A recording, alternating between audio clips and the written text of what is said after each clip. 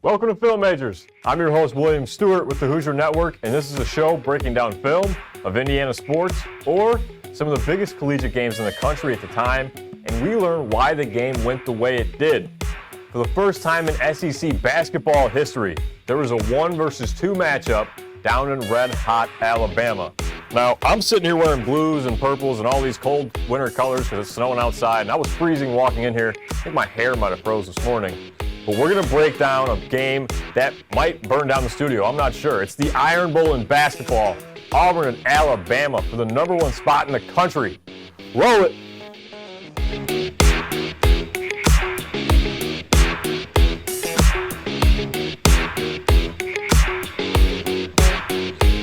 It's the first 1 versus 2 matchup of the season, and it's a conference matchup. It's one of the biggest in-state rivalries in the country. Two of the best offenses in the country who are both great inside, and that's kind of what they work off of. It's Auburn and Alabama. I mean, it was a great game. The first half wasn't their greatest performance, but we're going to break it down and get into it. Now, this is the first play of the game. We're going to end up getting a Miles Kelly shot here, and it's not going to be what we saw for the entire first half. But it's a great play by Auburn. You see Miles Kelly here. He had the screen from 44 over here. He's able to wrap around it, and here he comes off the ball screen. And it's going to be Johnny Broom's got it down on the block, kicks it right out. It's a wide open 3, drills it. Next play, Mark Sears off of an inbound. Grant here was able to set him a screen, stays in the spot and sets another one. Jones fighting around it. And then Sears decides to find a man in the corner. That man then rolls. He's going to set another screen on Denver. Denver fights through that one, but Sears is able to get an open shot. Can't get that one to go. Now, what to keep in mind there is Auburn's fighting through the screens. Specifically, it's Denver Jones who's really just trying to stay on top of Mark Sears. He's a guy that can shoot the lights out. He's kind of like Steph Curry just in college basketball. Obviously not as skilled. He's not got drafted yet, but his time's going to come. Now, next play we're going to look at, Bama's down 3, still in the first half. It's Diaboite. I think I'm saying that right. Diaboite, he fakes the handoff, drives. It's a beautiful play. We'll watch it back here. Let's focus more on trying to say his name right. But you got the guard coming around. It's like, nope. Take it right back. Drive. Wide open lane. Because Auburn's playing up on those screens, depending on if they want to fight through or switch. Same thing here with kind of a miscommunication on the screens. It was something that was really constant in this game. Is Bama didn't know what they were doing on this screen. Thought they were switching it. Ended up switching it anyways, but 31 able to roll to the basket. Chaney Johnson wide open, able to slam it home or lay it in for Auburn. Now the next play is another play from Auburn. It's really a great play design. Johnny Broom ends up getting it down low. He should find his man, ends up getting a travel call trying to do too much, but we'll look back at it and why it was such a great play for Auburn. Now, Broom's backside here. He's not even looking at the ball. The main action right now is these 3 guys here, 10, 31, and the other guard, ball handler. 10 ends up getting it in the screen from Chaney. But on the backside, off-ball action, 13 sets a hard screen here for Broom to come through, clears out onto the block. 10 fires it down there like he should. And then Chaney, realizing he's just wide open, ends up cutting down here. And Broom should just realize, dish it. But Broom can't find him, ends up getting a travel call. Not the ideal result for Auburn, but still a great play nonetheless, called up by Bruce Pearl. And now this is a great play by Auburn as well. Not a great play call because it's not really, but just a good pick and roll. You got 0 coming off the screen here, but Auburn Alabama is still trying to figure out what they're doing on screens because the communication really just wasn't there all game. 0 ends up trying to fight through it.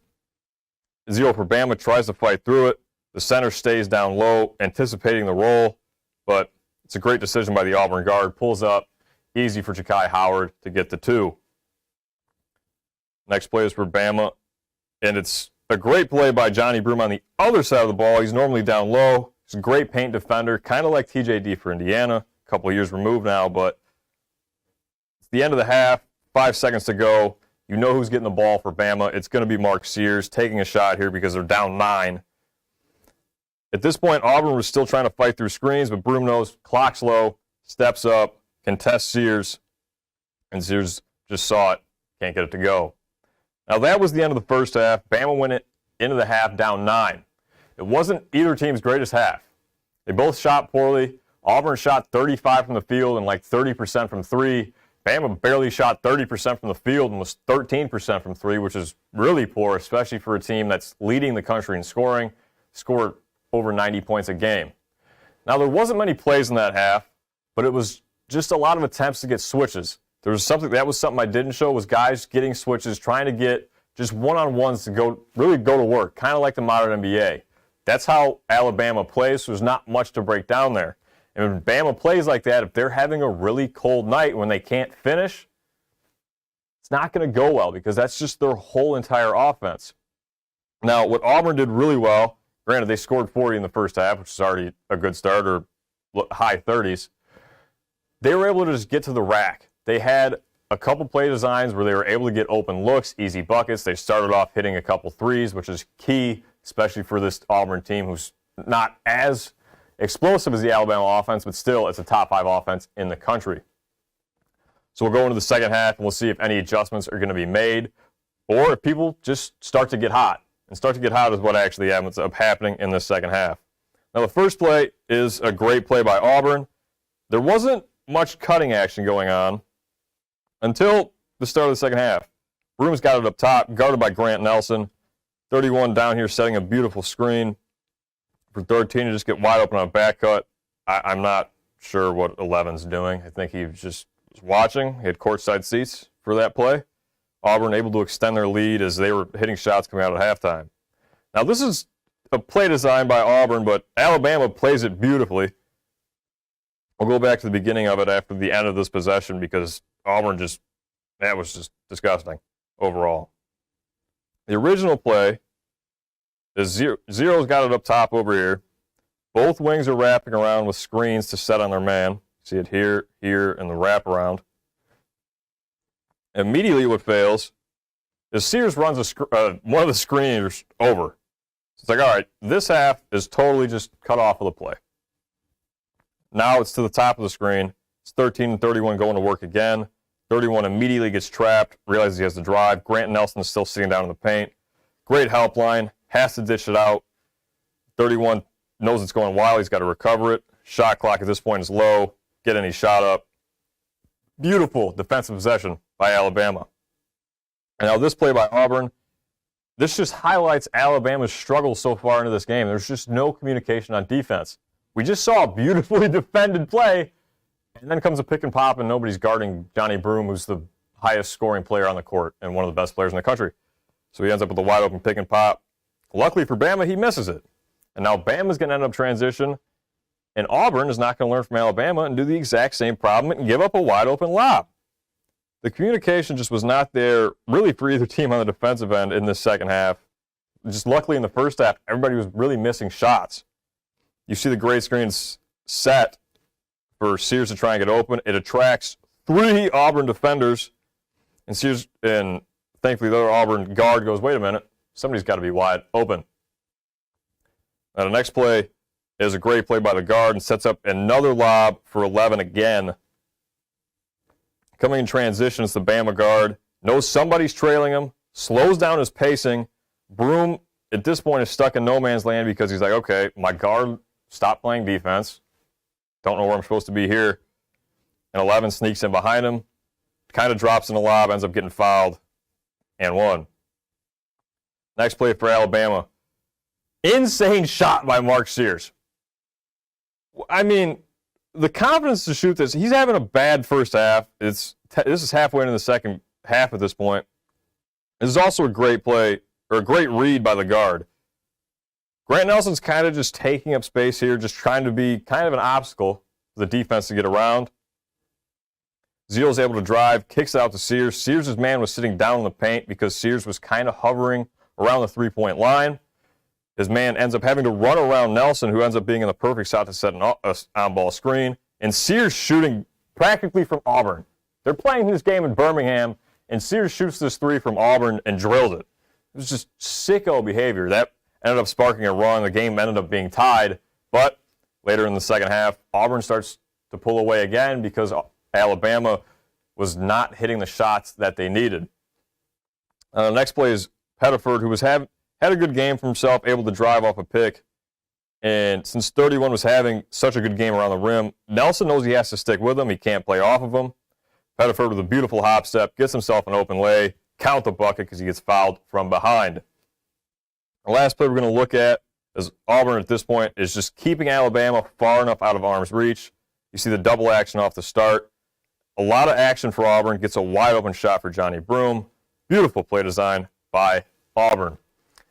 That's going to be the end of the film roll. Auburn ended up winning that game 90-85. Bama had a couple free throws at the end of the game. They played the back and forth, and the last 2 minutes of the game took probably 25, per usual of college basketball anymore. Now the takeaways from this game, as these are two coaching candidates for Indiana's men's basketball job. I don't know how possible either of them are, but to break this down, Auburn and Bruce Pearl is a very consistent team, much more consistent than Alabama. But what won Auburn this game really was their paint defense. They knew Alabama was not shooting the ball well, and Auburn is one of the best paint defending teams in the country. It helps when Johnny Broome is down there blocking shot after shot after shot. I didn't show that in the film roll, but he had, I think, 3 or 4 blocks in the night. Auburn's defense forced Alabama to take those deep shots. Like Mark Steers was shooting from practically Auburn. They're playing this game 2 hours south in Alabama. He's shooting from the parking lot. Bama had a very shooty, streaky night, and they just couldn't keep up with Auburn, who was taking a lot more consistent shots, a lot more high percentage, effective shots. And it was a great decision by Bruce Pearl to bait Bama into taking these, they're more open shots, but they're still so difficult because they're so far out, or they're leaning, so it's a little uncontested, but it's a tougher difficulty of shot. And when Bama wasn't on it for the entire 40 minutes of basketball, they just couldn't keep up with Auburn. Now, the communication wasn't great by either team defensively, but Auburn's helpline was very present. Alabama had their moments. We highlighted Grant Nelson, able to kind of get that throw out that he caused 13 from Auburn to try and throw the ball away. But Alabama just wasn't on it tonight. What Alabama's offense was doing very well, though, was forcing mismatches and matchups. That's why they were taking so many shots, because they were forcing Auburn in their poor communication moments to have these switches where there's a big man on Sears who can't keep up with him, or there's a guard who was on Grant Nelson and he went to the post and got himself a bucket or two. They missed some of those easier looks, again, which is what caused Bama really to lose this game. But again, both offenses are still ridiculous. They both, it was 90-85. That's insane. Bama had 8 guys with 8 points or more, and Auburn had 6 dudes with 13 plus. So they're both very capable to make a run, but Bama needs to become more disciplined. That's just what it is. On offense, there's no issues. It's just the defense is not where it needs to be for this team. Now, Auburn, right now, they look golden. It looks like the team to beat in March. But the problem is they have road issues. They just beat Bama on the road. I get that, but it's also 2 hours from home. Not even. Their families are probably all at the game. They know they got to show out for somebody. Their 2 losses are from from on the road at Florida and on the road again at Duke, which is a couple states away, and it's 2 top 10 teams. I get that. But all their away games have been marginally closer than the home matchups. So that's just something to keep in mind when you're starting to make your March Madness brackets here in a few weeks. But that's all we have for this week. Thank you for joining me. I'm William Stewart with the Hoosier Network. Y'all have a great week, and God bless.